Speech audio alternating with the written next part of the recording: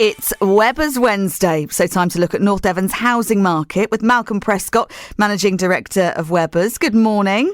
Good morning. How are you today? I'm good, thank you. How are you? Well, I've got to say I'm better for hearing Belinda Carlisle. That was a bit of a guilty pleasure for me. Oh, lovely. See, it was almost like we knew, just for you, Malcolm. Now, we've spoke, what was it? It was a month ago we spoke last. Can you give us a bit of an overview of the housing market now in North Devon? Have things changed much in the last 4 weeks? Not a great deal. I mean, I think what I can say is that we're back to what I see is more of a seasonal change in the market. For the last year or two, we've been used to this consistent busyness month after month, right through the winter months, because of the pandemic and the demand that we had. But I do think now we're returning to what we see as a more seasonal market, where naturally it's a little bit quieter before Christmas. Quite rightly, people are preparing for Christmas, preparing for maybe a World Cup final, who knows. Don't tempt fate there, don't tempt fate. So I do think that it is a little quieter. I think that's fair to say. But there is still an appetite from the people that we are seeing to move. I think it's a normalising market. I think it's settling and it's more stable. We are now starting to see fixed rate mortgages, a fixed rate 5-year mortgage at less than 5% now. Now, you wouldn't have said that 3 or 4 weeks ago. So again, that positivity is coming back into the market because we're just in a more stable place than we were. Still seeing plenty of properties getting ready for the new year, and we would see next year as being, in quotes, normal. Yeah, well, you talk about, interest rates and stuff, and less than 5% we wouldn't have heard of a few weeks ago, but 6 or 7 months ago, that would have seemed quite high, wouldn't it?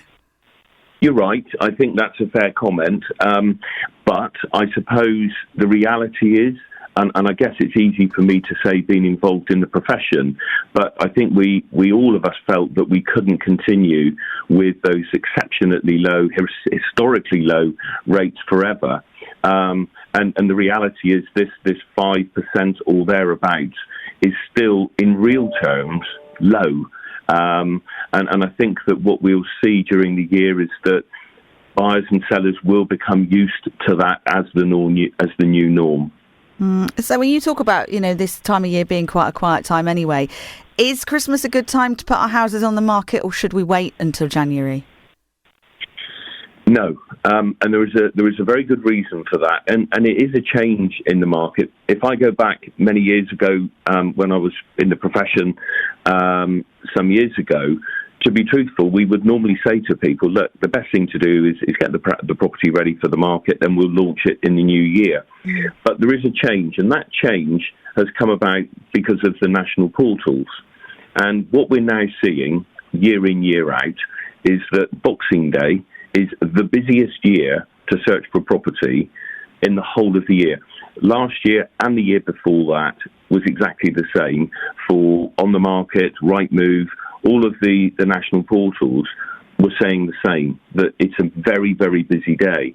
So our advice is that it does make sense if people are thinking of a move in the new year to make best of that searching that happens on Boxing Day, get the house on the market before Christmas, and at least if it's on the portal, at least if it's there is a good chance that you will see, or the right buyer will see the property.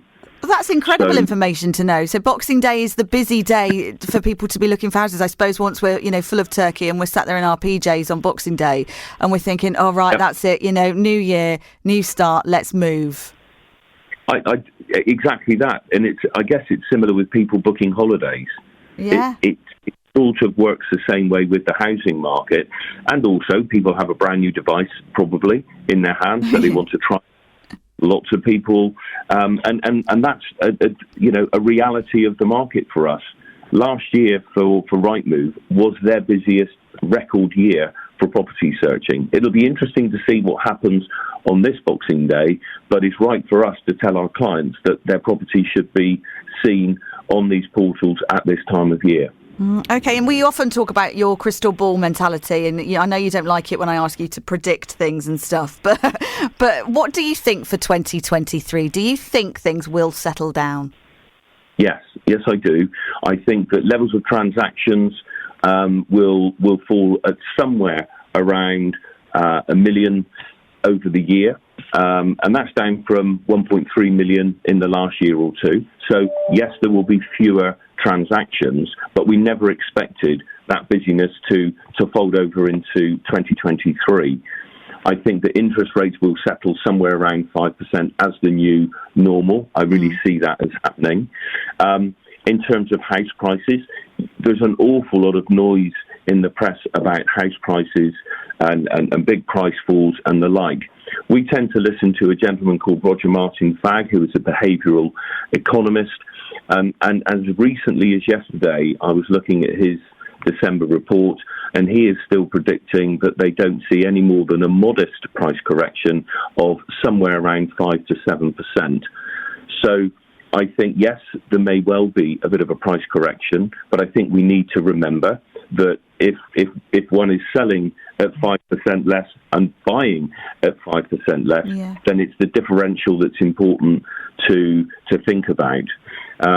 I do think that the cost of living will impact on property, in as much as I believe buyers will look more closely at how expensive it is to run a property. I think in the past maybe that hasn't been top of the list for people, but I do think that more and more people will ask that question.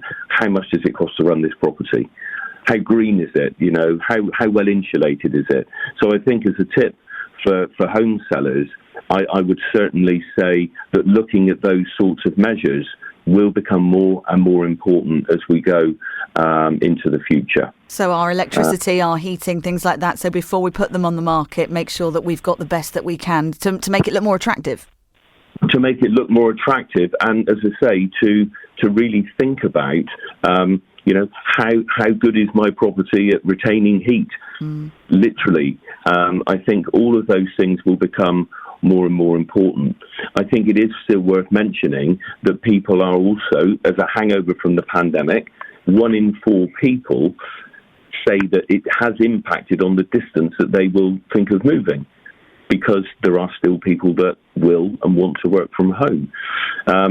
I can give you the top 3 reasons why people moved home. Okay. And this is a survey of just over 10,000 people. And the top 3 reasons, and this is in the last 12 months, 20% wanted to live in a bigger property. They needed more space. Next in line was a change of scenery, a change of lifestyle. That was 14%. And 10%, and we haven't seen this one for a while, but third in line was to be near family. And I do think that comes all back to this thing of what we've experienced, where family, lifestyle, being together, all of those things are more important to people. Definitely, as a knock-on effect since COVID. And I suppose with the cost of living going up, we're looking to family members to perhaps, look after our children if we can't afford the childcare costs. So lots of different factors in that one. Absolutely. All of those things are coming into play even more so than perhaps they were before. People have readjusted their thinking, and it has affected the housing market. And as agents and, ourselves here at Webbers, we're very, very aware of those things. Everyone has a story. When we turn up to talk to a property owner, we know that everyone has a different story as to the reason why they're selling. And the most important thing that we can do is just sit and listen. Open those 2 big ears of ours and listen. Because it's only when we really understand the reasons why people are moving and their moving plan as to how we can give them the best advice. And everyone has a different story. We know that. Malcolm, thank you so much for your time today, and thank you for taking part in Webbers Wednesday for 2022. We'll do it again next year, shall we? Yeah, I'd love to. I'm very happy to. We'll speak again in January. Have a wonderful Christmas to you and all the team at Webbers. Yeah, you too. Thanks very much indeed, and have a great time yourself. We're loving North Devon. This is The Voice.